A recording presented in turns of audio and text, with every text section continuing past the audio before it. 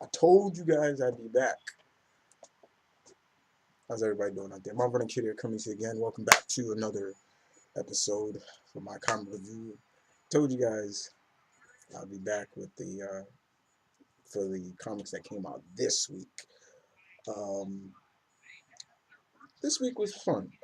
Definitely a lot of fun. A lot of books are winding down to their final issue, their quote unquote final issue, especially from Marvel before they relaunch them into their next volumes. Um, but it was fun this week. A lot of stuff from DC that was fun too. So definitely we're gonna start off, and since it's November, this is officially the first week of comics that come out in November. The lineup I will present them will be independent first, Marvel, and then I will close it out with DC. So I have a few DC, a few Marvel, and two independent. One from Dynamite, the other one from Valiant Comics. Okay, so we'll kick it off with none other than nope. Everybody, there's Oakland playing Madden. He's into the game. Sorry. um, let's kick it off with none other than the Shadow #7. Uh, this is the new creative team. I'll give Garth Ennis did a pretty good job with the first issues. Cool cover, not bad. Um, the writer in this is known as Greg Victor. I hope I'm pronouncing his name. Gris Schiller. I hope I'm pronouncing it right. And the artist in this is Jack Hubert. Jack Hubert pretty much does a very good job at telling the story. Excuse me, illustrating the story. Gritzkeller's writing was pretty good. So basically, in this issue, it's the Shadow comes upon an opponent that his mystical powers can't deal with.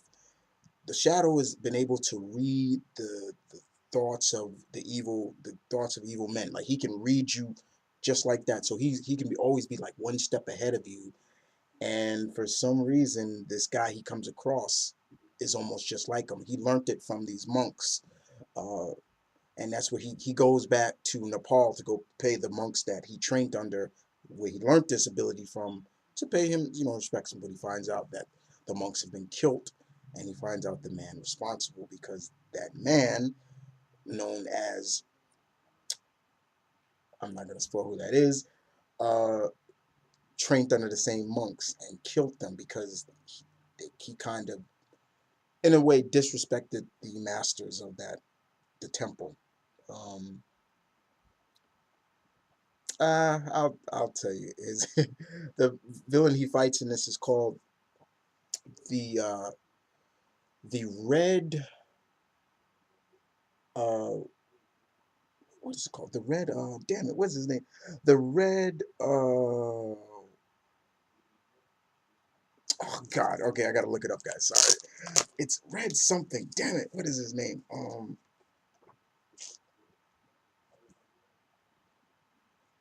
come on, how could I forget this guy's name, uh come on, how do I forget this guy, the Red Raja, there we go. So he comes across this guy as also his alter ego, Lance Cranston, and he's just like he can't read him, and even the Red Raja who meets him knows who he is even without his disguise. But this was a very good one-shot issue before they get into the next story arc. But Shadow has still been really good, and I apologize for trying to find the guy's name. I just couldn't remember. So next up, we move on to it is Justin Jordan and Patrick Zurch Zurcher brings us the return of the Shadow Man. Issue #1, yeah. I was looking forward to this. This was another Valiant comic I was looking forward to. Justin Jordan and Patrick Zurcher's artwork in this was really good. Very good. Very good. Um, without spoiling too much for you guys, it's not. This is the offspring of the original ShadowMan in a sense. They kind of twisted a little bit, but it showcased in this that this ShadowMan was kind of being protected by his mom, so he wouldn't become this. There was a pendant that he wore across his, like a pendant across him that would protect him from the ShadowMan power and entity and things like that. Unfortunately, he has bad things happen, and we all know what happened. Basically, where he has to embrace his quote unquote destiny as the Shadow Man. Very supernatural feel to it, as pretty much as I like. The mysticism behind it is cool. You know, it's based all in New Orleans, so you know, dealing with voodoo and all that other hope, you know, all that other mystical, supernatural feel was good stuff right here. Shadow Man, #1, very good. Okay, so those were all the independent books that I got. We move on to Marvel and good stuff. Avengers #33, End Times. This is wrapping up Bendis's run for the Avengers before he goes right into like all the X-Men stuff. Yeah, it seems that he's going to be running a lot of X-Men books, especially Marvel now. If you didn't know, he's doing all new X-Men, and he's going to be writing Uncanny X-Men with Chris Baccio as artwork. Uh, and that team will be, of course, Cyclops in his new costume with Magique, Emma, and Magneto, and they're going around looking for the mutants that are being brought back.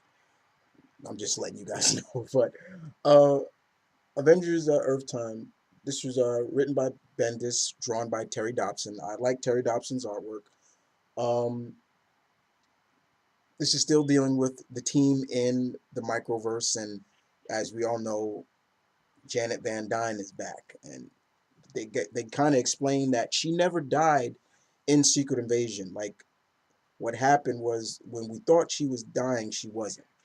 And I think it's a little cop out, you know, but as long as she didn't die, you know, I do like Janet. I like the Wasp. I think she's a very good character, and to see, you know, her back, but the Avengers are kind of at the mercy of that Lord Gozar, who is like the ruler of this place in the microzone, and he's trying to figure out the Avengers and things like that. Especially trying to, but he's also like a seller, and he's trying to get inside Tony's armor and things like that. And Tony's locked down; he can't move, and he's like, he's like, so how does this armor come off, Knight, and everything like that. And Tony's like, please don't touch that. And he's like, don't touch that.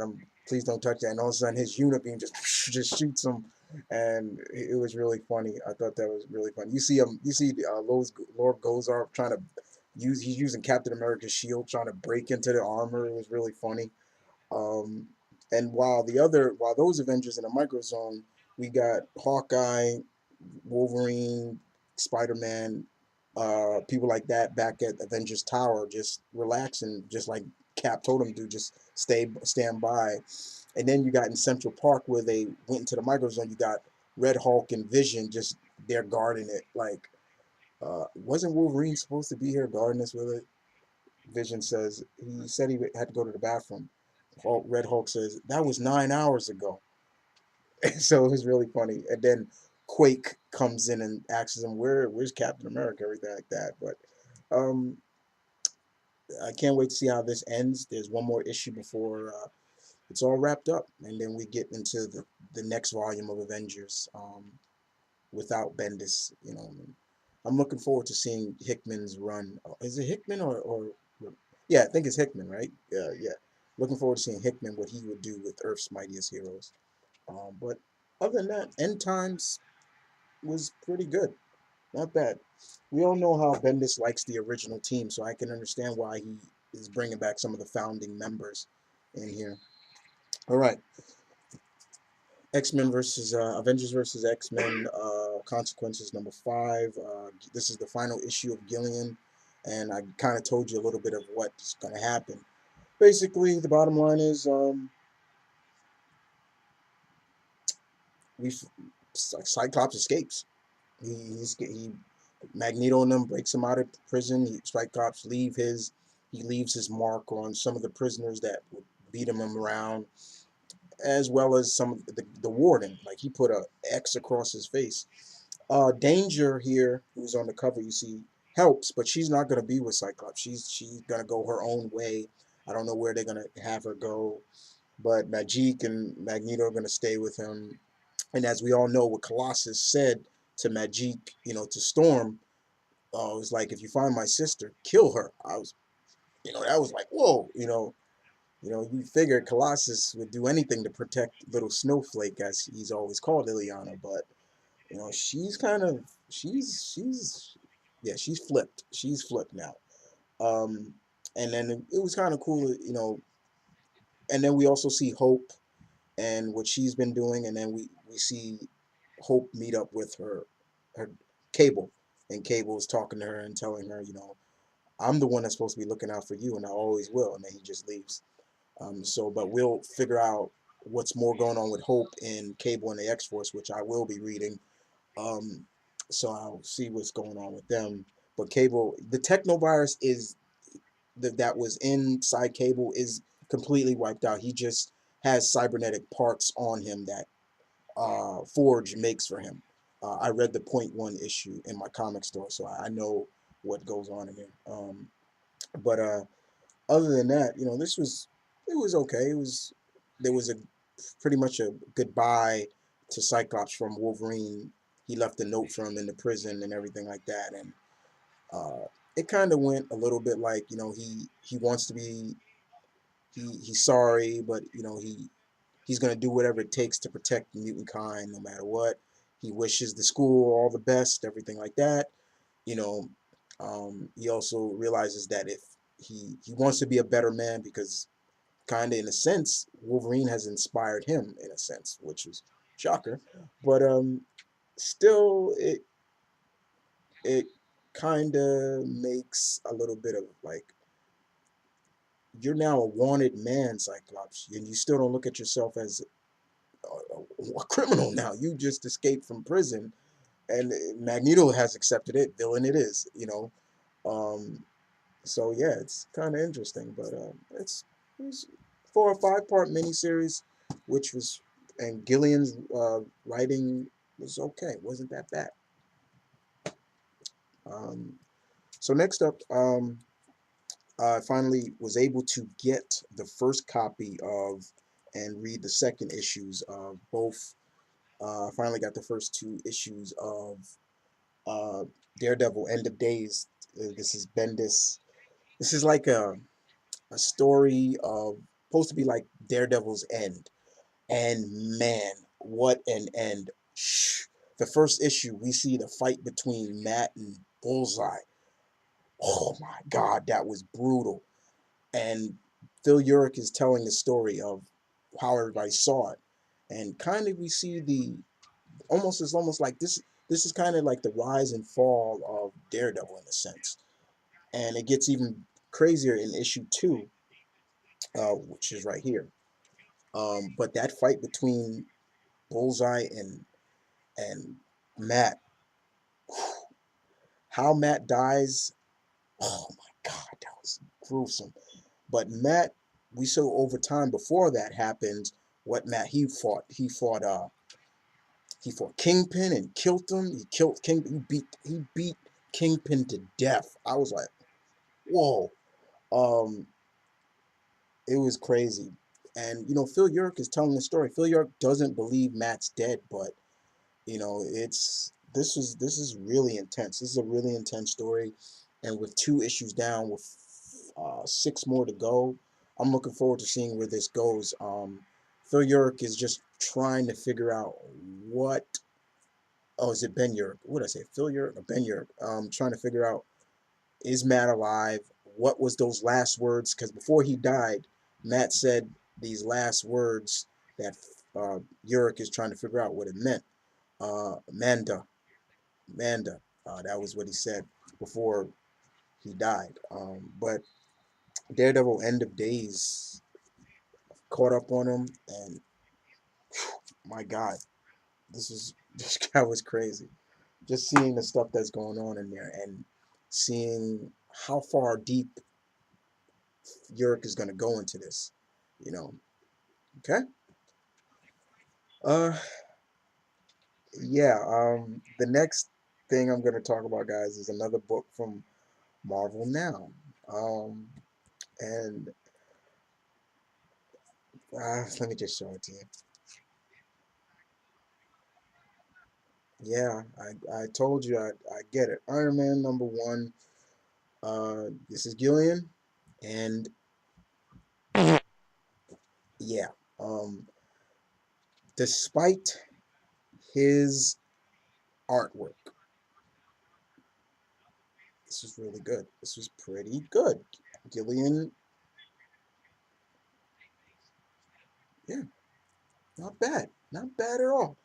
Um, despite despite you know whose artwork with all the orgasmic smiling and this and that and everything like that, this was fun. I liked it. I definitely like Tony, how his armor he can make his armor now come on.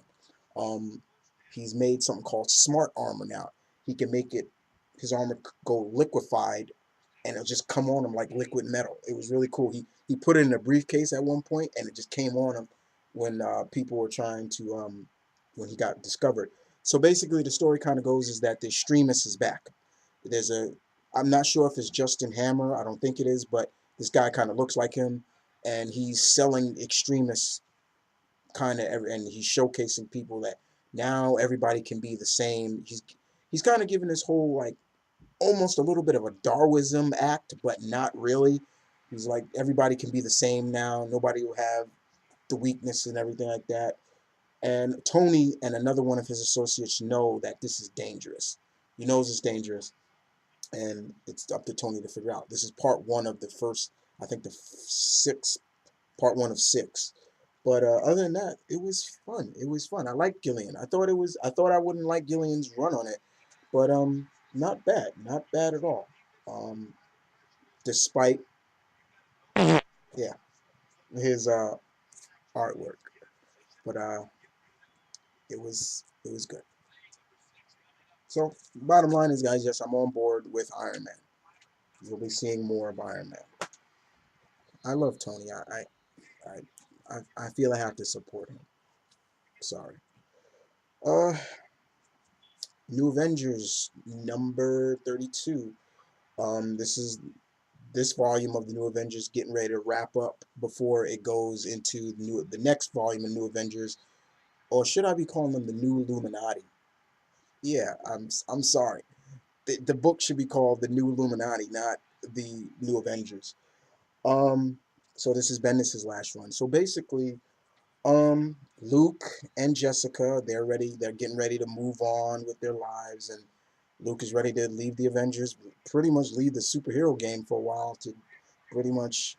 I'm a little sad about that. You know how I feel about Luke Cage, and he's just trying to do the right thing, be a good husband and be a good father, protect his child. I understand that completely, but sooner or later, things happen and they can't leave. The mansion goes into lockdown by Maria Hill because there's been a murder, in a sense. We realize that some entity is possessing people. First it was Maria Hill, now it's Captain Marvel. The entity left Maria Hill and now has possessed Captain Marvel, and now has killed an FBI agent. um, Doctor Strange tries to figure out what's going on, who's behind this, and we do find out. I'm gonna spoil a little bit of this for you. It seems that the person behind all this is none other than uh, Daniel Drum, Brother Voodoo's twin brother. Daniel Drum, who's Brother Voodoo, his twin brother. Dan, no, excuse me. Daniel Drum is the twin brother of Jericho Drum, Brother Voodoo. He's behind this. is very this is pretty much a vendetta because he blames the New Avengers for Doctor Voodoo or Brother Voodoo's death. So he's pretty much gonna try to leave his lasting mark on them. That's pretty much what it is. That's who's been possessing them, and he's setting them up pretty good. He's setting them up. His what's that old saying about revenge? Revenge is a dish best served cold, right?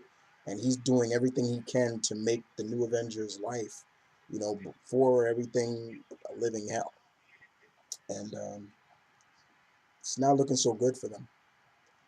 And we'll see where this goes. Definitely. But it wasn't bad. Not bad at all. All right.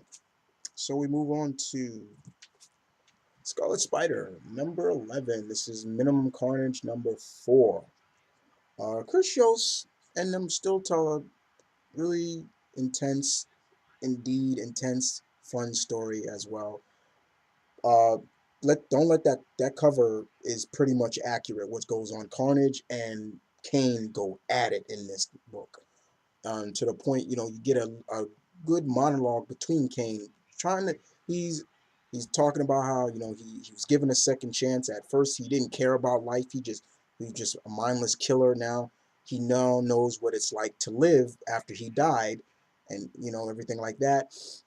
And he's really just fighting Carnage. Like he's like, Carnage is not making it easy for me to take on the responsibility. But he did not say, there goes that word again. But in this, he's just really dealing with Carnage. On the other side of the tracks, we got the Venom symbiote going all crazy on the inhabitants of the microverse and everything like that. And it gets really in depth of what the people of the Microsoft. It has a lot to do. I don't want to spoil too much, but it does have a lot to do with the symbiotes. It does have a lot to do with both of them, and what the higher ups, the higher powers in the microverse want with the symbiotes, and it really gets intense there. Um, but this is still good. Chris Hill still tells a really good story, and I'm looking forward to seeing how this wraps up. I know there are a lot of I've talked to a couple of my friends that say they're not really feeling this story arc and everything like that. Um, but it's fun to me. And we'll see what happens after, especially with I know what's going to happen to Venom. Venom. Colin Bunn said he's going to go more street level instead of going right back into like all that mystic stuff that my mentor does not like. He doesn't like all that hell and this and that. I'm not sure where Yoshi's going to take Kane, but I definitely know what's going to go on with Flash, stuff like that. Um, as well as we know where Flash is also going to be. He's not only going to be in his own book, he's going to be a part of the Thunderbolts written by Daniel Way. Don't ask me, guys. I'm not picking up that book. Way, yeah, he can go that way because I'm not. No way. Yeah, no way. Okay. So the last Marvel book, X Factor 246. Peter David, what are you doing, man? You're killing me. You are killing this book, but you are killing me in a good way. This book revolves all around the troll Pip. What's it's like for the day in the life of Pip, basically.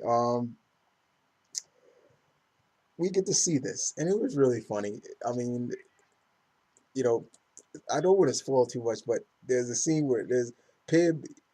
Uh, Sometimes he uses homeless people to kind of pick up women, and act like so he paid this homeless guy to attack this woman, and he comes to her aid. He fakes a fight, and he aids her, and then she's like, "Oh yeah, thank you," and he's like, "Come on, babe, let's go out for a drink," and everybody. And at first, the woman says, are you that guy from Game of Thrones?" And he's like, "Damn right I am." Like he's all like, "Yeah, that's me." And so everybody is they go to this bar, and everybody's like, "Okay." She's getting kind of confused. She's like, everybody in the bar plays along, but they're like, she's like, "Why do they call him Pip?" Pip, you know, and he's like, oh, that's his nickname and everything like that. And then it goes from there. He kind of like just like, oh well, you know, let's get out of here. And then he sets her up and it's like, driver, just take her anywhere. And she just, and it was like, oh God, what the fuck are you doing? Um, but it gets really intense. But it does show, this book does show that Pip actually likes being around, being part of X Factor investigation. He talks about he compares his life here when comparing it when he was with the Guardians, as well as when Thanos was torturing him and stuff like that. It was crazy. Um, but he also, but he does enjoy it. And then it's the ending. You know, when it comes to Peter David, there is the crazy cliffhangers. And yes, I am not spoiling what happens at the end of this book. But let me just tell you, that's all I can do. Good stuff right there. Peter David is still killing it on X Factor. And keep, and I think it's not just me, it's Sensei keeps telling everybody, you're not on X Factor, get the fuck on it. It is good stuff. Not even joking. All right, so we move on to DC, and I have 6 DC books to cover for you. And first off, we'll kick it off in Africa, the motherland, with Batwing, number 14, Jude Winnick, Marcus 2. Still doing a good job with the artwork. I'm really loving Marcus 2's artwork. Descendant in the Madness. So Batwing is still trying to deal with the outcome of what happened last time. We seem to be a new villain is being built up in the form of a guy called Father Loss. And this guy has this cult that he controls. He can bend your will. You know, he's doing all these, he's using these kids in a cult and things like that. And Batwing's trying to stop it. And then just when you think Batwing has it on go, father Lost basically, Batwing, you're nothing to me, and just controls David just like that until one of another vigilante in Africa known as Dawn comes to help him out, and then the story gets more in depth into everything. Um, and this new vigilante known as Dawn has something to do with David's past. He known her when he was part of the orphanage that after he left from being a child soldier. Um, but it ends badly for Dawn after David finds out her identity. But still good. Batwing is still good. There's been some people that have been asking me, is Batwing good? You know, should I give it a chance? I do recommend you give it a chance. If you want to see somebody who is associated with Batman but is not in Gotham City, that's the way I look at it. Batwing, and I've always said this, and I quote, and you can quote me on this. If there's anybody from Batman Inc. that I thought deserved his own book, you're looking at them. Not because of the content of his skin, but just I was more intrigued by him than any of the other people in the ink, basically. All right. So we move on to Detective Comics number 14. And look who's on the cover. That is a nice cover right there. Look at Ivy. Okay. John Layman and Jason Fabok. I like his artwork. Artwork really was good. His art was really good in this. Um,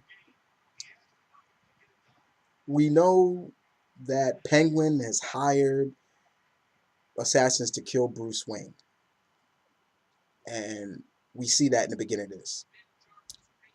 Then we see Penguin kind of help out Bruce to make sure he doesn't get the blame and everything like that. Because Penguin came and I think there was going to be orphanage or something dedicated to Bruce's mother. It was going to be called the Martha Wayne something.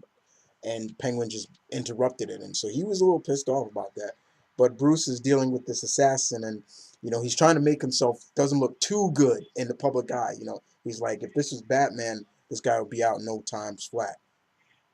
But I got to make sure people don't look at Bruce Wayne like, okay, just make like I'm doing things, but it's out of just sheer luck, things like that. However, we see I mean not Tim, we see Damian and Bruce talking about it, and then they talk a little bit about what's going on with the Joker and everything like that, and then we get into Poison Ivy, and they talk about her stick, and then Damian is asking, he's like, I thought Ivy was with those girls of those featherweights. That's their name, and he's like, and Bruce says, "Birds of prey, Damien." He's like, from according to Batgirl, she poisoned them and tried to you know, do them at her bidding. And so Bruce goes on and on about, Ivy's not really technically bad. She's just misguided. She wants to do the right thing, but she's just going about it the wrong way. Do I see it that way? Mm, you know, but there's a confrontation between Bruce and Ivy, and Ivy gets a kiss on her, and she's Bruce is like, I know how to break Ivy's will. She knows she should know by now it shouldn't work on me. And you see her kiss him again, and then you see her licking her lips just to make sure there's no antidote on her. And then she finally is like, Batman, drop the act. I know you're not under my control. And it gets really intense from there. Uh, and Bruce is trying to do the right thing. He knows, and he's trying to reason with Ivy. He's not fighting her, even though she punches him first, but she's not really getting that drift. And it gets really, after a while, we see Bruce and Ivy go down. Somebody does something. Somebody knocks him out. That somebody takes Ivy, leaves Batman. All of a sudden, somebody big comes up when Bruce comes to, grabs him, and was like, "Where is my wife?" End. Then it goes into another story where we see Ivy breaking into Arkham Asylum and breaking none other than Clayface out. Then saying to Clayface, "We're getting hitched." Did you hear what I just said? Ivy and this happened before the first story. So that person that grabbed Bruce at the end was Clayface. Clayface and Poison Ivy people are married. Can you believe that? That just threw me. I'm like, what? I'm sorry I spoiled that, guys, but yeah, I had to. That was just needed to be. Uh, Next up, Earth 2, James Robinson. My God, you are killing it on this book. This is the final arc with Grundy. Good stuff. Don't want to spoil too much for you. Let me just tell like this. Alan Scott kicked major ass in this book. He looked so badass fighting Grundy. Um, Flash did his thing too, making sure Grundy doesn't get close because Alan entered like this Zen-like state to go inside the gray to fight. And you see a Jay keeping Grundy at bay. Same thing with Hawk Girl and the Atom also, and but Alan really came off really good. They're called, the people of Earth 2 call people like them wonders. They don't call them like superhumans. It kind of gave me a feel of, remember the Incredibles, they call them supers. They call them wonders in this. But Alan really looked badass in this. But it definitely shows what his weakness is. If Alan, I'm gonna spoil this for you. If Alan gets too far from Earth, his powers just shut down. We saw he basically shoots Grundy out into space and leaves him. I'm not gonna spoil where he leaves Grundy, but when we see him get too farther from Earth, he just shuts down and things like that. But at the end, after they were able to defeat, quote unquote, defeat Grundy, Alan's just like, he kind of comes off like a prick after that. And I'm like, somehow you guys are going to officially become a team. It doesn't happen in this book, but it leaves him like, boy, he's a dickhead. You know, that's what Hawkgirl even said. Called him an arrogant ass. But next up is to finally see what's going on with my boy Michael Holt, Mr. T. It's like, yo, what happened to Mr. T? So we're gonna see what finally happens with him, and I'm looking forward to that. But other than that, Earth 2 has been really good from first issue to now. James Robinson continue to do good work on this, sir, and I'm looking forward to seeing the other members of the quote unquote JSA. I mean, I'm looking forward to it. Are we going to see Sandman? Are we going to see anybody else? Are we going to see Wildcat finally join? There's things rolling in my mind, people. I'm sorry. You know how I feel about the JSA. I can go on and on about them. All right. Green Arrow, number 14. Um, as you all know, there's a new creative team that's coming in. I think issue 16. I know a lot of people are I've talked to and read blogs and everything like that, and saying this is a good thing. It needs this. Um, in this issue, we see Hawkman guest stars in this. Ollie teams up with Hawkman. Remember, guys, I'm not reading Hawkman. I got a friend; she reads that, so I would have to realize what's going on in that. But Annie and Nocenti and Freddie Williams II is the illustrator on this. It was really cool to see Ali team up with Carter Hall, and they're dealing with the Warhawks. And it seems that Queen Shayera has sent the Warhawks to apprehend Hawkman because he's a traitor or he's a murderer or something like that. And Ali gets involved. They bring their fight to Seattle, and Ali has to deal with that. That's his city, and he's gonna protect it no matter what. But it was a good team up between the two. Um, it was fine, really, really action packed. But the story continues in, excuse me, in Deathstroke and Hawkman, two books I'm not reading. So once again, to all my fellow subscribers out there who are reading those two books, as always, send me when those books come out. Send me a little bit of a in-depth of what's going on in that book, so I can be up to date on what's going on it, because it kind of ends with them saying to be continued in Deathstroke and Hawkman, Savage Hawkman, and then next in issue 15 there's going to be a new story. But it was fun. It seems that we can see that there may be a good friendship when the Justice League of America book comes out, because these two characters will be on that team. Will I read that book? I won't say no. I won't say I won't, but I'm a little interested in seeing how that team, because John's going to be, and I like John, and I like Martian Manhunter, but I didn't know why I didn't pick up Stormwatch, but I do like John, and I always felt John needs to be on the Justice League. Um, you know what I mean, guys. Okay, Green Lantern number 14. Uh, yeah, get a look at that cover. Yeah, it's the Justice League going after Simon Baz. John's Mankey's artwork is still there.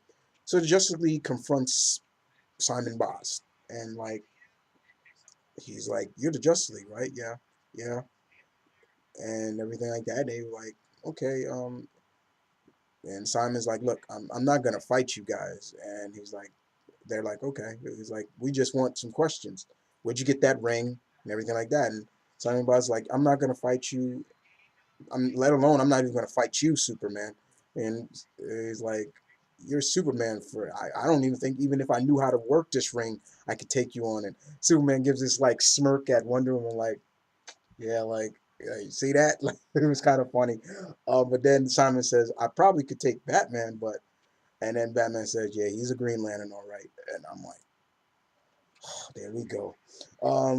So they're just trying to figure out what's going on, and they're like, "Where'd you get the ring?" And it said it came to me and everything like that, because they want to know where Hal is basically.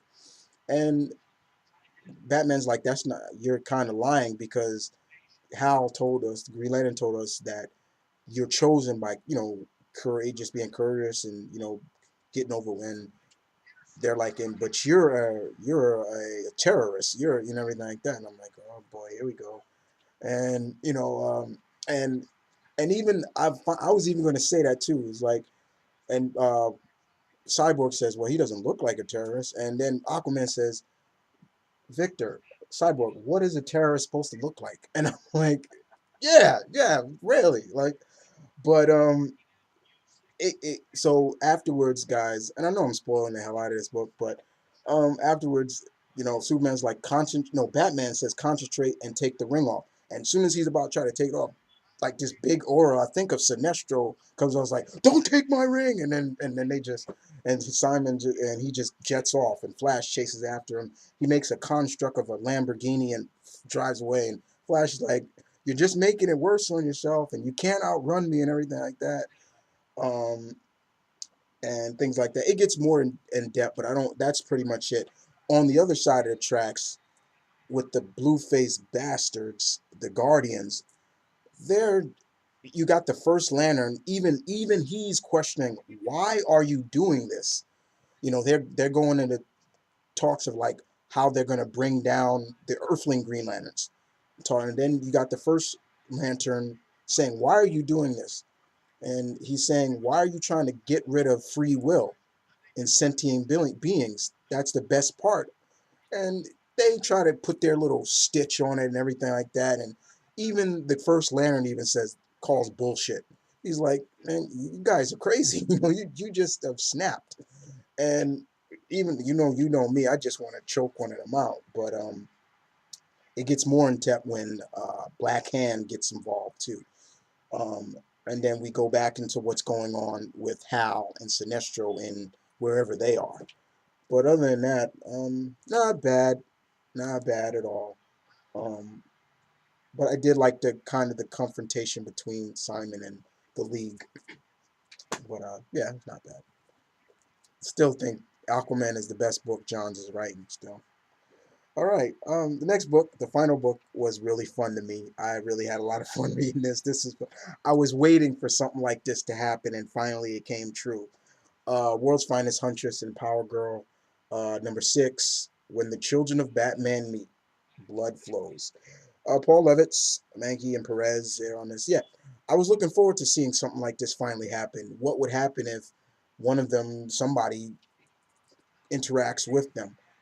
And as you know, Huntress has been stealing money from her dad pretty much. She's been hacking banks that, Bruce Wayne's money is all in. She says she takes a few million out every once in a while so she can get a new identity. But little did she know, Damien has been monitoring all this. And they come and he intercepts her the last time she does it. And actually is, like, you're gonna pay for this, okay? So I finally found you, and then, Helena's all like, man, this is what not dad, because she says not dad in terms of Batman, the Batman of this world is training. This is the Robin of this world and everything like that, and it gets really, let's face it, Damien don't care if you're a man or a woman. He literally, this happens in on the cover. He's literally fighting Helena, and Helena's like, I don't want to hurt this guy, and they're really monitoring this. Or like she fights like she's been taught by Batman, but I sense somebody else taught her too, Catwoman and things like that. So all in this fight, you can see Damien's really reading her pretty well. And the same thing with Helena. And and on the other side of the tracks, and I keep saying that, but yeah, the other side, we got Power Girl up in space. She's borrowing something from a satellite by another person, and she re-enters Earth. And when she's re-entering Earth, once again, her suit gets burnt off. I'm like, oh my God, like her costume just constantly gets burnt off or something like that. And she's like, and one of her employees are like, Miss Star, your suit came off again. She's like, yeah, it was just a prototype, but and I'm like, no, it's not the prototype. It comes off all the time. You're like, why? So, and she nearly ran into the Supergirl. She was like, that is the last person I want to be running into. And back in between them, Damien's like, you're stealing our, you're stealing from my father and everything. She's like, he got the money and things like that. Until finally, they tell Power Girl, what's going on, and Power Girl comes and kind of gives Damien a little boot, like she just poop, and just to knock him off. And Damien's like, oh, so you got a partner, and she's a strong one too. And it seems like Helena is gonna tell who she really is because she was able to rip his little domino mask off of, off of his mask to show that I know your secret too. Like it was kind of funny, but it seems that Damien might be the first of this Earth to know who they are, because she even says it to Power Girl. Look, I'm tired of keeping a secret. Like we gotta tell somebody, but also find out who has also been stealing money from them, because it's not just Helena. Somebody else has been stealing money from Bruce Wayne as well. But I was finally hoping to see that. What I'm really hoping more is to see a confrontation between Superman and Power Girl, and somebody, maybe not Batman, but maybe Batgirl or Dick or Tim, somebody else, or maybe even Jason, somebody else. But this was fun. It was fun very much.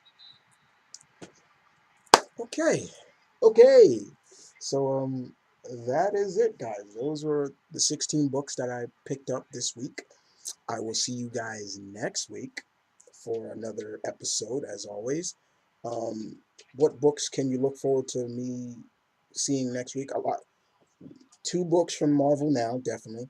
Um, you'll you'll see once again a good mixture, as always. I try to do another good mixture. What else I can tell you? Look for a comic book special sometime, maybe next week or so. Um, that I wanted to do with probably review some old stuff as well. People keep saying, you should go through your collection and bring out some treasures or so and review them, just to for us to get a little nostalgic. You know, take that walk down memory lane again. You'll see that in that special. But yeah. But other than that, it's been fun as always, guys. I will see you guys, as I just said. I'll see you guys next week. As always.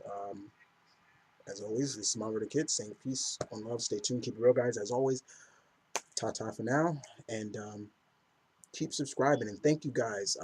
Speaking of subscribers, before I end it, thank you, guys. I've reached over 300 subscribers on this channel. Thank you very much. I appreciate that very much. You guys like me. No, I'm just messing with you guys.